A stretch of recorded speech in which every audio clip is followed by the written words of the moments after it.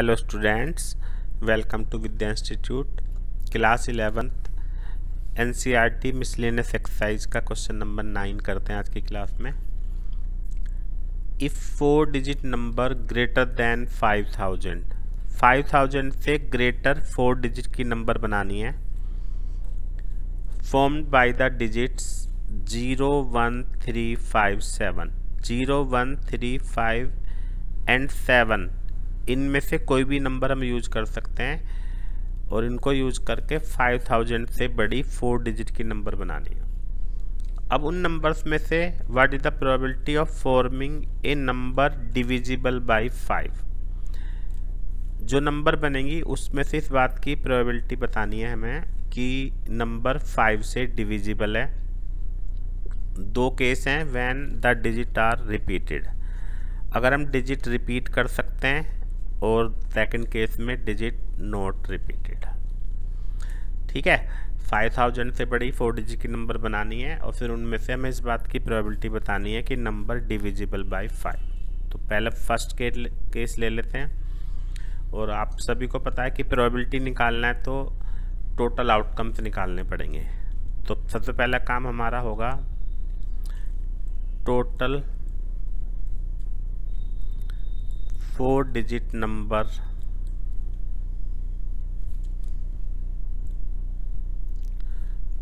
formed by using 0 1 3 5 7। Total number निकालनी है जो 4 डिजिट की हमारी बनेंगी। तो इसको ऐसे समझते हैं, यूनिट प्लेस, टेंस, 100 एंड 1000। क्योंकि हमें नंबर 5000 से बड़ी चाहिए तो इसलिए पहले प्लेस पे हमारे 2 चॉइस होंगी, 5 और 7। यहाँ पे 1000 पे 2 नंबर आ सकती हैं, यहाँ पे कोई सी भी एक आ सकती है क्योंकि रिपीटेशन अलाउड है, यहाँ पे भी और यहाँ पे भी। तो 2 चॉइस इसके लिए 5 और 7 और रिमेनिंग सबके लिए 5 5 5। तो बाय फंडामेंटल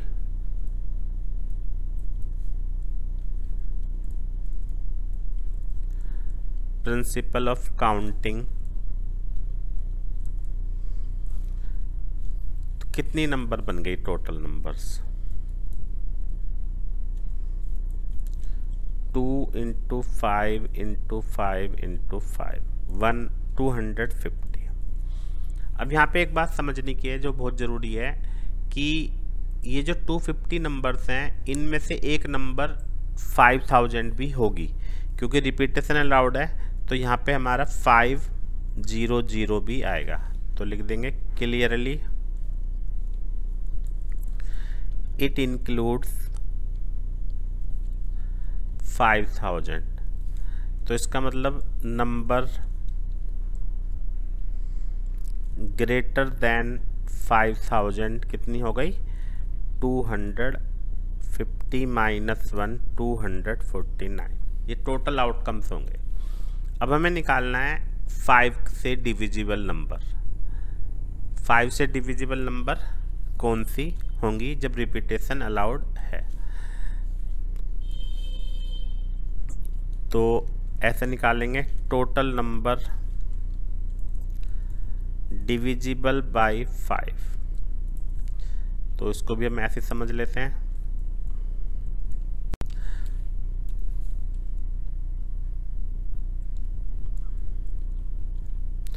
इसके लिए हमारे पास 2 चॉइस, वही 5 और 7। इसके लिए 5, इसके लिए 5, इसके लिए कितनी चॉइस होंगी? इसके लिए हमारे पास 2 चॉइस होंगी क्योंकि जब नंबर डिविजिबल बाय 5 चाहिए तो यहाँ पे 0 एंड 5, कोई भी नंबर 5 की टेबल में तब आती है जब उसके एंड में 0 हो या 5 हो। तो नंबर डिविजिबल बाय 5 कितनी हो गई? 2 × 5 × 5 × 2 100।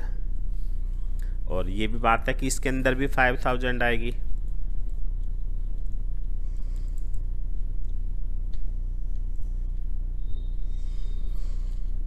ठीक है, तो number divisible by 5, number divisible by 5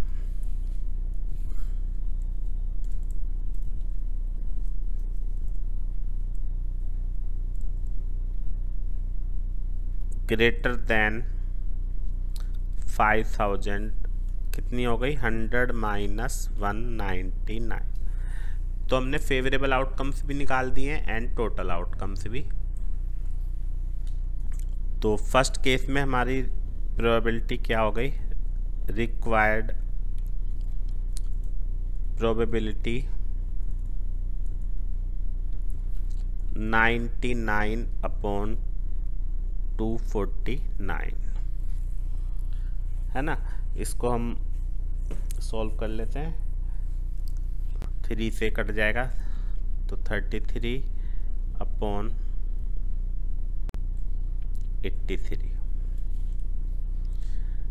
ठीक है, तो ये हमारा आंसर आ गया फर्स्ट पार्ट का, अगर नंबर रिपीटेशन अलाउड है। अब हम सेकंड केस लेते हैं।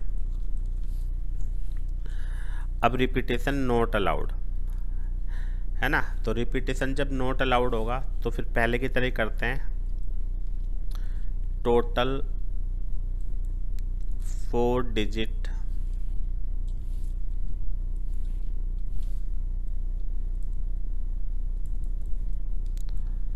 Number formed by using 0, 1, 3, 5 and 7। अब हमें ध्यान रखना है कि यहाँ पे रिपीटेशन अलाउड नहीं है।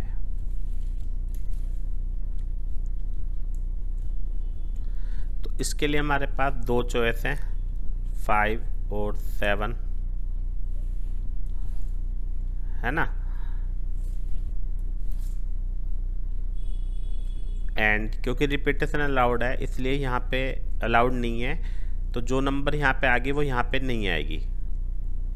तो यहाँ के लिए हमारे पास 4 चॉइस बचेंगी, फिर यहाँ पे 3 बचेंगी और यहाँ पे बचेंगी 2। तो कितनी नंबर हो गई, 2 × 4 × 3 × 2 48। अब हम यहाँ पे ये नहीं कह सकते कि इसके अंदर 5000 इंक्लूड है, इसके अंदर 5000 इंक्लूड नहीं है। ठीक है, अब हम कैसे निकालेंगे नेक्स्ट पार्ट में इसके।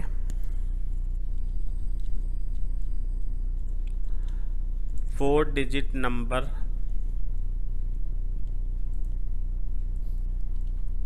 Divisible by 5। अब 5 से बड़ी नंबर चाहिए हमें, तो उसके लिए देखो हमें ऐसे करना होगा, जब हमें 5 से बड़ी नंबर चाहिए तो अगर हम पहले प्लेस पे 5 को ले लेते हैं यहाँ पे, तो 1 चॉइस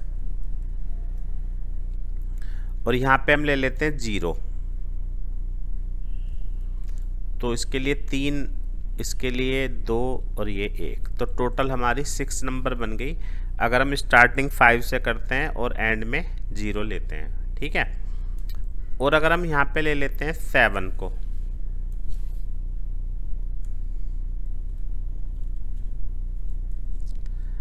तो हमारे पास यहाँ के लिए 2 चॉइस बचेंगी, मतलब ये 1 हो गई। यहाँ के लिए हमारे पास 2 चॉइस बचेंगी, 0 और 5। अब एक नंबर यहाँ पे आ गई, तो यहाँ पे 3 और फिर यहाँ पे 2। तो ये समझ में आ गया होगा सभी को कि किस तरह से करना है। भाई अगर हम यहाँ पे 5 रखते हैं तो यहाँ पे हमें 0 लेंगे 5 से डिविजिबल के लिए, तो 3 2 जा 6। और अगर हम यहाँ पे 7 रखेंगे तो यहाँ पे हमारा 2, 0 या 5 में से कुछ भी नंबर आ सकती है, तो 2 चॉइस हैं। अब 2 नंबर में से एक यहाँ पे आ गई, तो यहाँ के लिए 3 बची हैं और यहाँ के लिए 2, तो ये कितनी हो गई हमारे 12।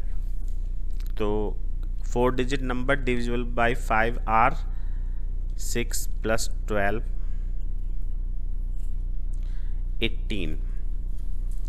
तो प्रोबेबिलिटी कितनी हो जाएगी, 1 मिनट।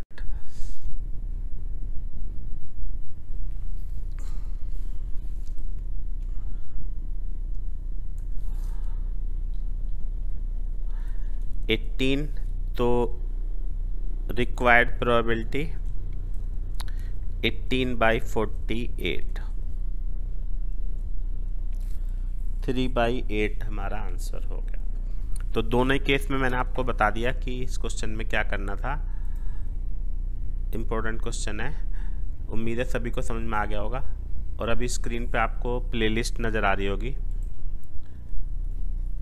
प्रोबेबिलिटी की, वहाँ से आप और भी क्वेश्चन देख सकते हैं। जिन स्टूडेंट्स ने चैनल को सब्सक्राइब नहीं किया वो सब्सक्राइब कर सकते हैं। Thank you very much.